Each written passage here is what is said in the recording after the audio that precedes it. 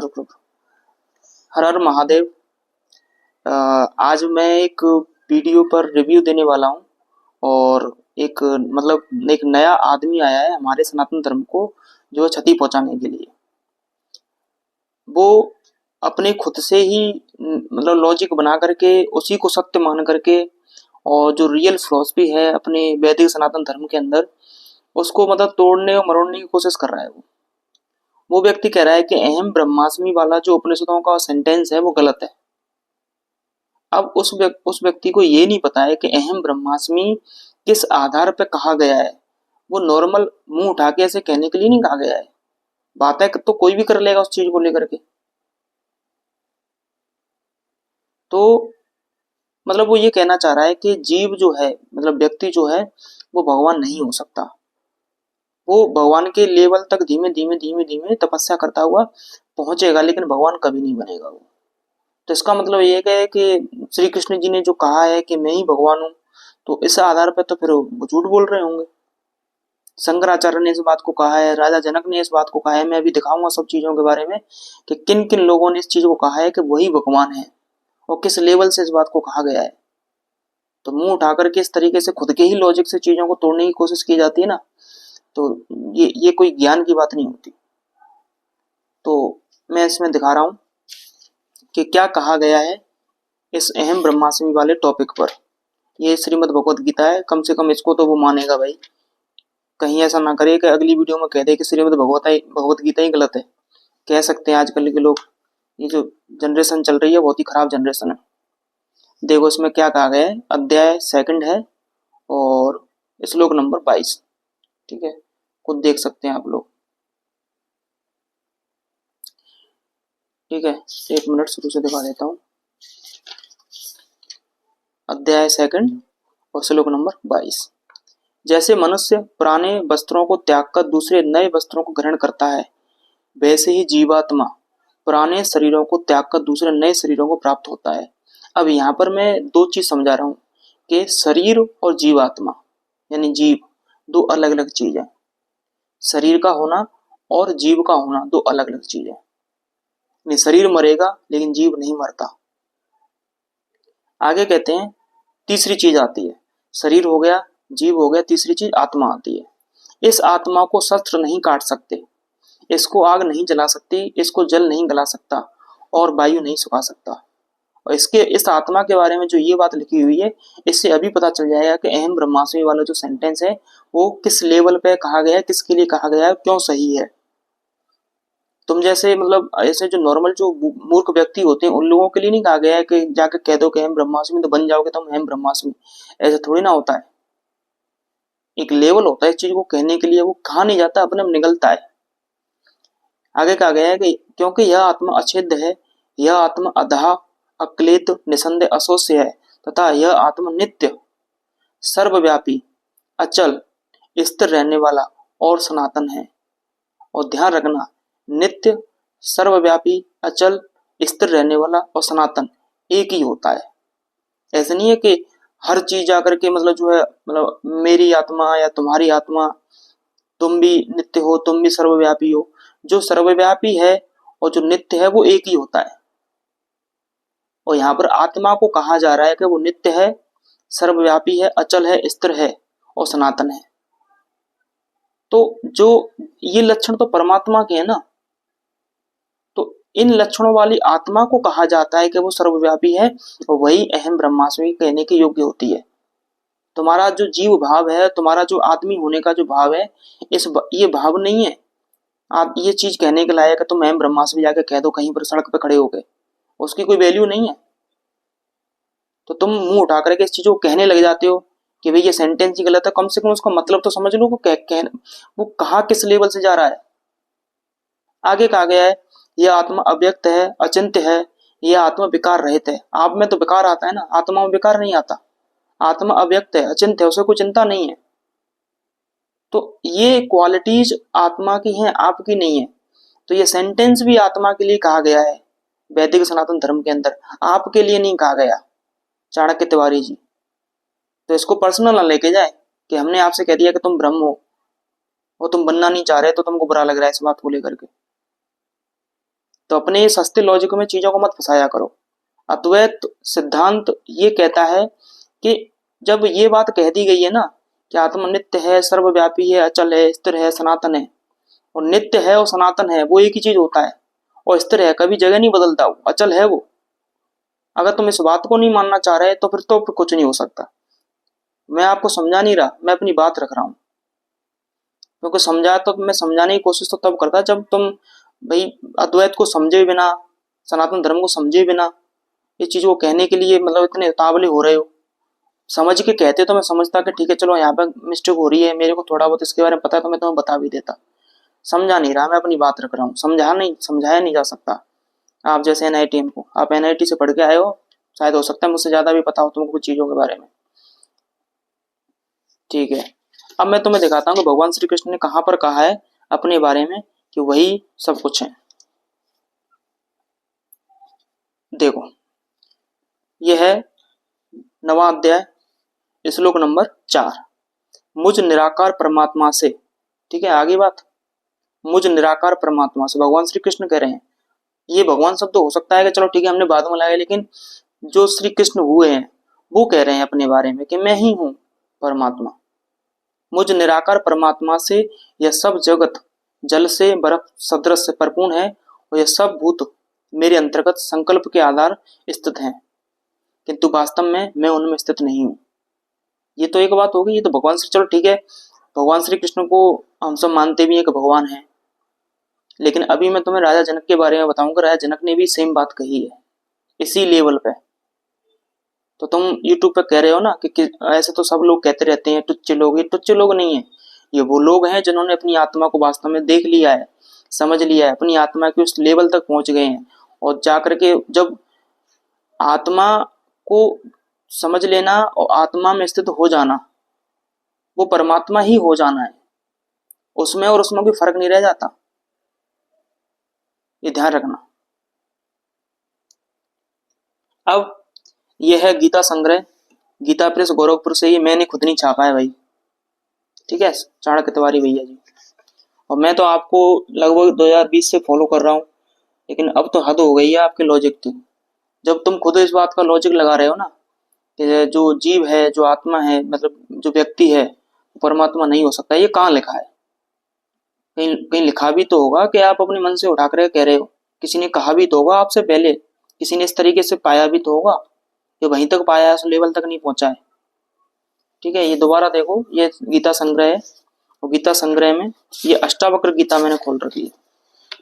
ठीक है, ये अष्टावक्र गीता है, अष्टावक्र गीता का ये 2nd अध्याय है, और यहाँ पर ये देखो क्या लिखा हुआ है।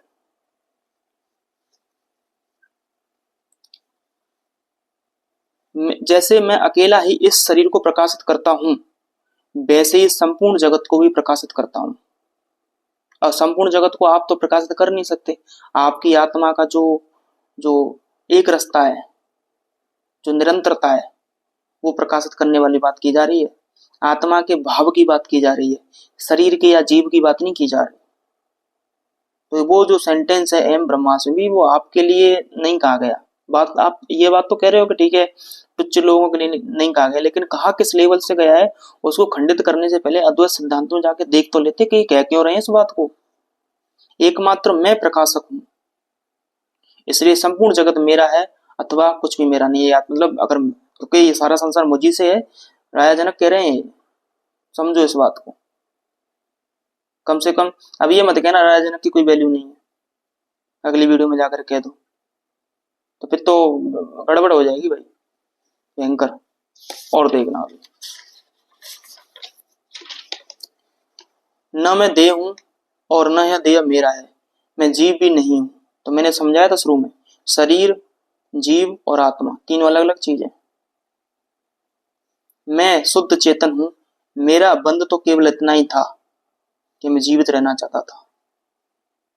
ठीक है, तो ये जो अज्ञानता है ना, ईगो मतलब अपना जो अहम होता है मनुष्य का, उस अहम की वजह से जो जो द्वैत होने का भाव आ रहा है, उस अहम के हटने के बाद में द्वैत का जो भाव है वो खत्म हो जाता है, उसी को अद्वैत कहा जाता है।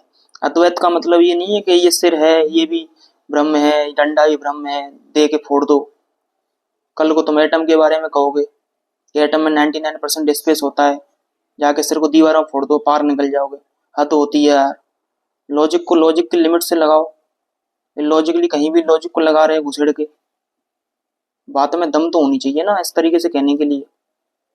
और भी चीजें दिखाता हूँ, प्रूफ दिखाता हूँ तुम्हें कि किस किसने और कहा है। मैं तो नया कितने दिखा सकता हूँ। अब देखो चाणक्य तिवारी जी क्या कह रहे हैं, मैं आपको सुनाता हूँ।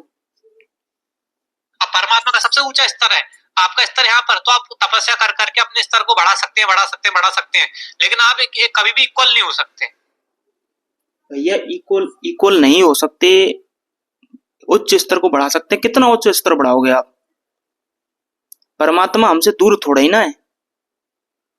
दूर होने का भाव है बस। वो तो समीप से भी समीप है, और दूर उनके लिए है जो दूर मान रहे हैं। जो अपने विकार होते हैं वो उस दूरी को बढ़ा रहे हैं। आई बात समझ में? और दूसरी बात यह है कि आत्मा में और जो जो परमात्मा है, जो ईश है, जो अपना ईश्वर है, उसमें अंतर नहीं है। वहां पर आप कर रहे हो ना, इतना उच्च स्तर बढ़ा देते हैं, लेकिन जब आपके जीव होने का भाव खत्म हो जाता है ना, मेडिटेशन की अंतिम गहराइयों में, जब आप संप्रज्ञात से असंप्रज्ञात समाधि में पहुंचते हो, योग दर्शन कभी पढ़ा हो तो, तब जाकर के आपको पता चलता है कि मैं तो हूं ही नहीं, जो है बस वो एक ही है। तो वहां पर जब अंतर ही नहीं है, तो तुम बराबर होने की भी बात मत करो, उच्च या निम्न होने की भी बात मत करो। वो एक ही है फिर। और देखते हैं ये क्या बकवास करते हैं। क्योंकि इक्वल होते तो अब तो अरबों वर्ष की अवधि में जितने पता नहीं करोड़ों कितने ब्रह्मांड में हो गए होंगे वर्ष, 10-5 ब्रह्मा घूम रहे होते, 10-5 विष्णु घूम रहे होते कम से कम, और 10-5 शिव घूम रहे होते, लेकिन ऐसा तो है नहीं। इस लॉजिक को समझने में लगाते अद्वैत को, तब पता चलता तुमको। 10-5 ब्रह्मा, पुराणों को कभी पढ़ के देखो, कितने ब्रह्मा मिलेंगे आपको। तो स्तर बढ़ाया जा सकता है, लेकिन उस स्तर को बढ़ाकर परमात्मा नहीं बना जा सकता। हर एक जीव जो धरती पर रेंग रहा है ना, उसको चलाने वाला कोई शैतान नहीं है, उसको परमात्मा ही चला रहा है। तो उसमें परमात्मा का भाव है। इस चीज को समझो जरा। अलग नहीं है कुछ भी, केवल जीव भाव ही है जो हमें सबको अलग कर रहा है। और वो जब हम ज्ञान ध्यान या समाधि या जिस भी तरीके से उस भाव को खत्म कर लेते हैं, तब अपने आप अंदर से निकलता है अहम ब्रह्मास्मि। तो ये कोई मजाक थोड़ी ना है कि जाकर कोई भी जाकर सड़क पे खड़ा होकर कह देगा अहम ब्रह्मास्मि और वो हो गया। इतनी इतनी इतनी छचली बात नहीं है जो उपनिषदों में लिखी हुई है। ज्ञान ही बना जा सकता है अलग, जैसे हमारे वैदिक में तो बहुत सारे स्तर है ना कि हमारा वैदिक कौन सा? हमारा वैदिक नहीं, मतलब वैदिक है, मतलब तुम्हारा कौन सा वैदिक है? सबका ही वैदिक है फिर वो। तुम तो अपना अलग ही लॉजिक लगा रहे हो यार, अद्वैत को खंडित कर रहे हो। मुनि होते हैं, ऋषि होते हैं, कोई राज ऋषि, कोई ब्रह्म ऋषि, अलग अलग लेवल्स है सब। ये सारे लेवल्स डिफाइन करे गए हैं। किसका स्तर ज्यादा है, किसका और ज्यादा है, किसने डिफाइन किए? तुम इसी तरीके से दूसरों की बेइज्जती करते हो ना। किसने डिफाइन करे ये सारे मतलब जो लेवल्स हैं? दूसरों को लेकर के तुम करते रहते हो। और ध्यान रखना, मेरा आचार्य प्रशांत से कोई रिलेशन नहीं है। मैंने अद्वैत फिलॉसफी को खुद से जाना है, इन किताबों को पढ़ के। ये ध्यान रखना, अगर तुम मुझे उससे जोड़ो, कोई भी किसी भी प्रकार से मेरा कभी भी, मैंने आचार्य प्रशांत को नहीं सुना है, और शायद मुश्किल है मैं कभी सुनूंगी। और ना ही मैंने विवेकानंद को कभी पढ़ा है। मैंने रियल फिलॉसफी को पढ़ा है, अद्वैत सिद्धांत को डायरेक्टली पढ़ा है। ये ध्यान रखना, जोड़ मत देना भैया किसी से। और ज्यादा है। लेकिन जिनका वर्णन आता है कि हजारों हजार वर्ष की तपस्या करने के बाद भी कोई ब्रह्म नहीं बन पाया। पढ़ तो लो भाई जाकर के, उन्होंने कहा क्या है बाद में। केरे का दो और प्रूफ दिखाता हूं मैं। देखो भैया, आगे देखते हैं।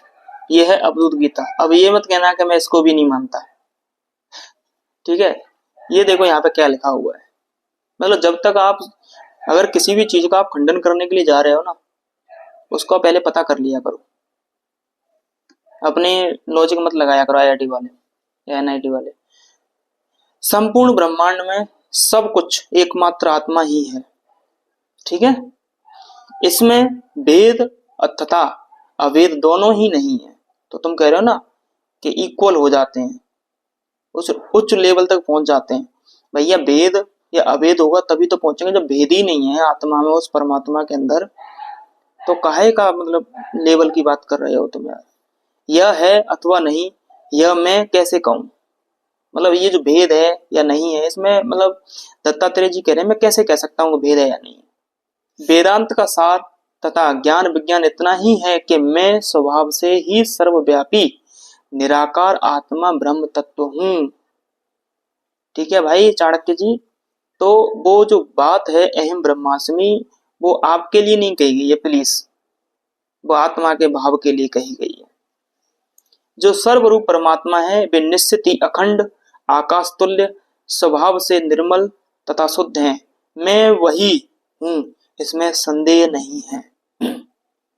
तो यहाँ पर ना तो मुझे संदेह है, ना ही आपको भी संदेह करना चाहिए।